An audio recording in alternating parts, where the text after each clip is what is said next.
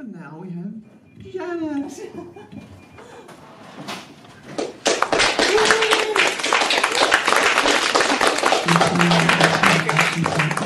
I'm really hoping she'll be here and I can read it, because she writes about cats. Cats, cats, cats, cats, and cats.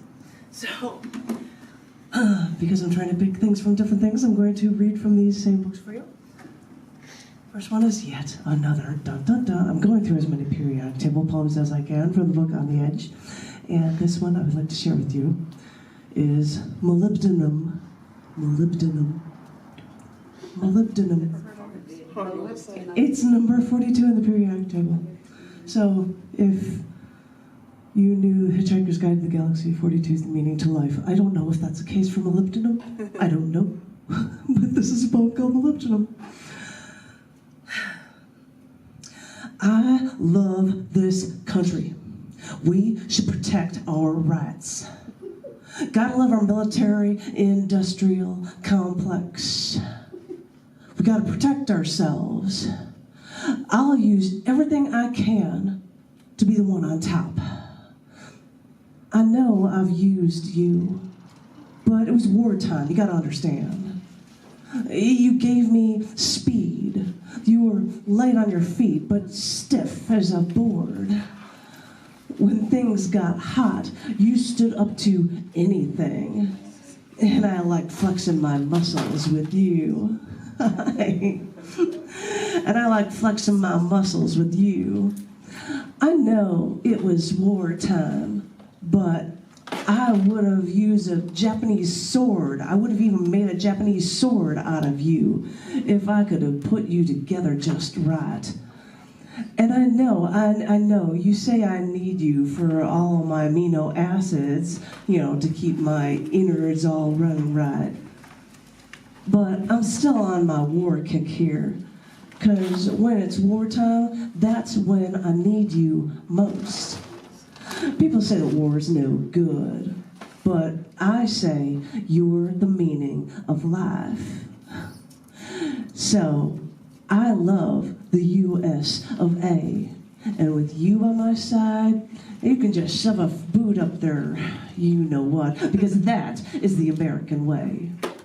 Molybdenum. I thought I'd go on that one for it.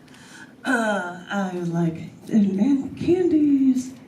And from the last year of shows in Chicago, the book A Year-Long Journey, there was a series. Is it for everybody? Yes, of course. What is what for? It's okay. Is it chairs for everybody? Sure, anybody wants to come and sit? Oh, please, yes. Yes, please, of course. Yay. Did you all write that stuff? Yeah, well, I wrote these. Oh. Other people might read things from other people, but Oh. these are for the people. But there was a show that was based on the phrase destruction instructions, and this is one of those poems for you, and this is 102, Destruction Instructions, Self-Destructive. I've been self-destructive before, and you liked me then.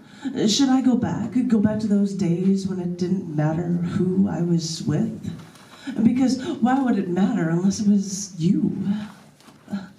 But I can't do that to myself anymore, because now it's about time to turn it all around. Because if you think for even for a second that we're gonna stay content with injuring ourselves, when really it's been so second nature to you to hurt us over and over again, justifying it, saying that that's the way it always has been. Because how were you self-destructive before? How did you like us when we were ourselves, when we did ourselves in, and when we just stopped coming to you? Well, it's no time to actually stop acting helpless. You haven't even begun to see how strong we can really be. Because we've seen how you work. And it's not time to turn it all around, because I'll use your tricks and make you self-destructive. And once the tables are totally turned, you'll feel how we women feel when the cards have been perpetually stacked against us, and you will have no power at all.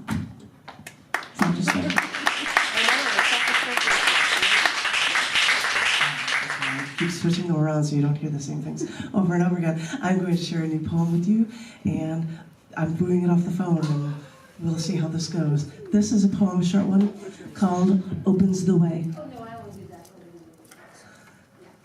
I've walked down the streets of my village once and stopped when I saw a doorknob in the dirt.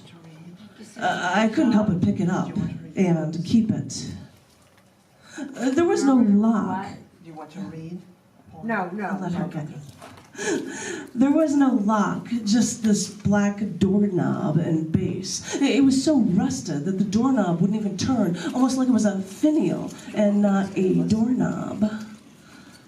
I don't know why I decided to keep this thing, other than with the hope that wherever I go, one day this doorknob may begin to turn and open the way for me, for deep in the depths of the oceans, to up mountains, to up through the sky, until it opens the way to where I could only dream to be. I actually have this thing, this finial thing, doorknob thing, and I'm like, well, I'll show it on my little goofy phone, but